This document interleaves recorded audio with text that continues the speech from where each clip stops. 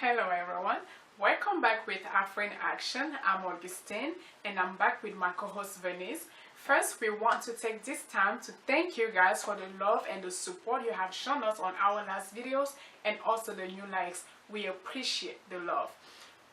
This week we have a couple of current events that we wanted to share with you. One of them is that after the unexpected death of Patrick Ekane at the midfielder at Dynamo, Cameroon experienced another tragedy, similar tragedy, 48 hours after. Christelle Janine Jounan was warming up while awaiting a game at Ibolova against the club Louvre Minprof. She was declared dead a couple moments after on the way to the hospital. Yet another tragedy Cameroon was dealing with. Because of these issues, many controversy, topic or comments have arose. Cameroonians are blaming the government again for not being able to take care of the athletes. And because of this, we actually came across some very interesting comments that we figured we wanted to share with you guys because they are so different and they all speak for great issues about Cameroon. One of the comments stated that many athletes leave the nations and go overseas to sell their soul and to cult in order to succeed in their preferable sport. And this is due because of the lack of development in Cameroon, mostly for sport facilities that could help young athletes improve. Another comment that we came across was that the fact that Cameroon has not adopted insurance system and also the Cameroon is not providing their athletes with appropriate care such as regular checkups, and also the food intake is not controlled, what the athletes eat or drink is not well controlled. Because of these issues, the unnecessary death happened. So which side are you on? Do you believe that is the practice of black magic that's killing our athletes, or is it the fact that is it the lack of healthcare improvement in Cameroon that's actually taking away our most young talent patriots? Talking about healthcare in Cameroon, we all remember the controversy of Monique, which shine light in what Cameroonians have been dealing with for decades. It has come to us that Mr. Andre Fuda, the Minister of Public Health in Cameroon, has announced and started a project of building 10 modern hospitals in Cameroon in the next 2 years. The project is currently being financed by South Korea and Japan, and the remaining of the amount is coming from the national funds allocated for internal development. Not only that, the minister plans on renewing and reinforcing medical equipment in 8 major capital cities in Cameroon aside from Yaoundé and Douala. And also, he is planning on rendering medical facilities and reinforcing and making sure that medical facilities provide appropriate care for the population of Cameroon. As of today, we have 2,387 hospitals, including 7 general hospitals, and still Cameroon is still struggling with the issues of no money, no medical services. For decades, Cameroonians have heard changes were coming. Some are tired of the promise. Many are saying that the government is a group of puppets who have held the country hostage for 30 years. What do you think? And also, we have new physicians coming out, and we want to know if you think that these new physicians, will they follow the medical ethics and swear and keep the promises that they're taking on the oath and provide proper care to the population of Cameroon? Or do you think they are going to keep on going with the cycle of no money, no medical services provided for the nation? Let us know what you think. Another issue that we wanted to bring up is that everything I have mentioned so far is on the government. We are blaming the government for not taking care of the athletes. We are blaming the government for the poor medical conditions in Cameroon. We are blaming the government for pretty much everything that goes on in Cameroon. Do you think the population is also at fault? Do you think the population is also responsible for the development of Cameroon? We would like to know what you think on that issue as well. On this note, I will go ahead and pass it along to my co-host Bernice for the further news. Thank you, Augustine, and hi everyone. I'm Venice, and thank you for joining us here today. So, the opening of new hospitals and the renewing of medical equipment in already existing hospitals should have been welcome, like Augustine mentioned, but it seems like populations have lost hope because the government promised such endeavor before, but nothing was ever done. And amidst all of the questions Augustine asked, I cannot stop but wonder if the money allocated for the construction of those hospitals should not have been geared to the proper education and training of the medical staff in Cameroon so they can better service the population.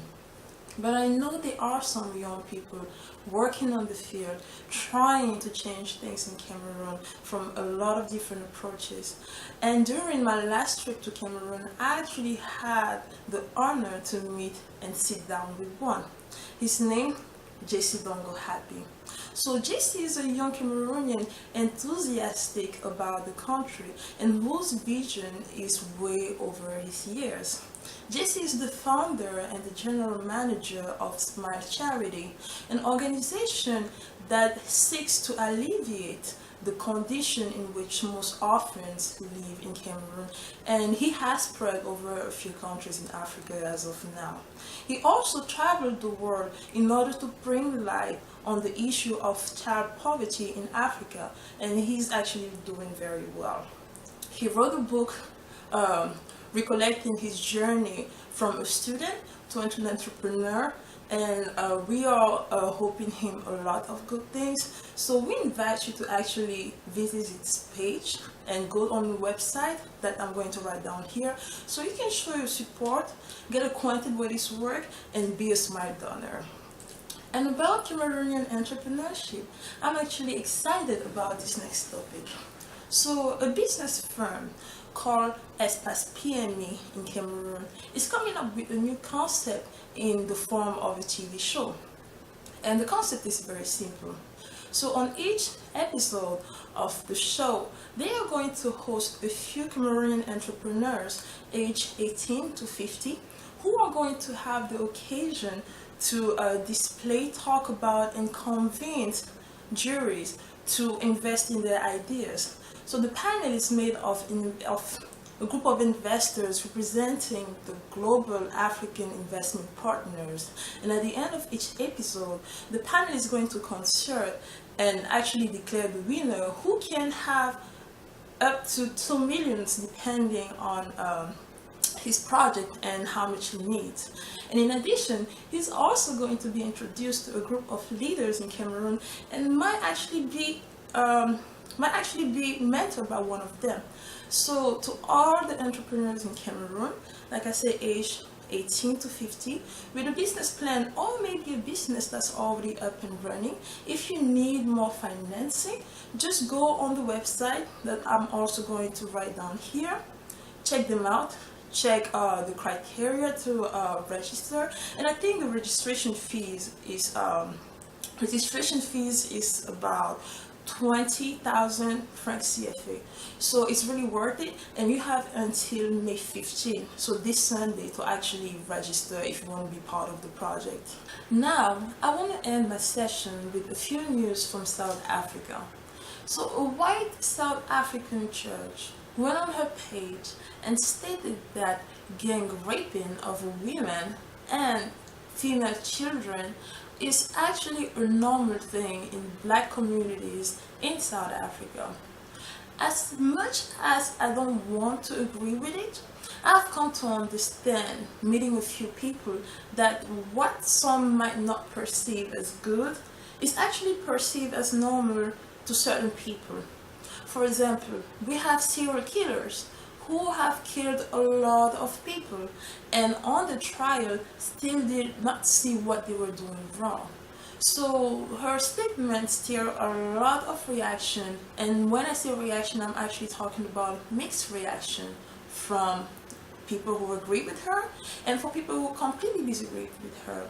And she removed the post a few days after, saying that her statement was misconstrued, the interpretation was wrong, and that's not what she meant to say. Lady, how clear is it that you say that raping another human being is a normal thing, regardless of the community on which those arguments are based off? So, like I say, in her state of mind, she might have thought she is right. Some people agree with her, and some other don't. And we are just going to leave it at it. So guys, thank you for joining again today. We are going to do these videos about once a week, and we hope to see you every week and get your reactions, your messages, and your critics, most importantly your suggestions. So we want to end up this episode with our condolences again to the family of Patrick Eken, Janine Christel, and a pioneer in Cameroonian music who passed away a few days ago, Anne-Marie Zé. So guys, thank you.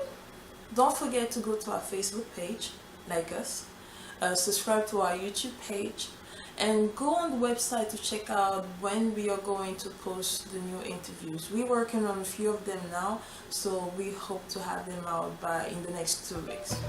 And guys, don't forget, believe in yourself or no one will. So you have a lot of potential. We have the duty to improve ourselves, therefore improving our country, and God be with us. Have a good weekend. Say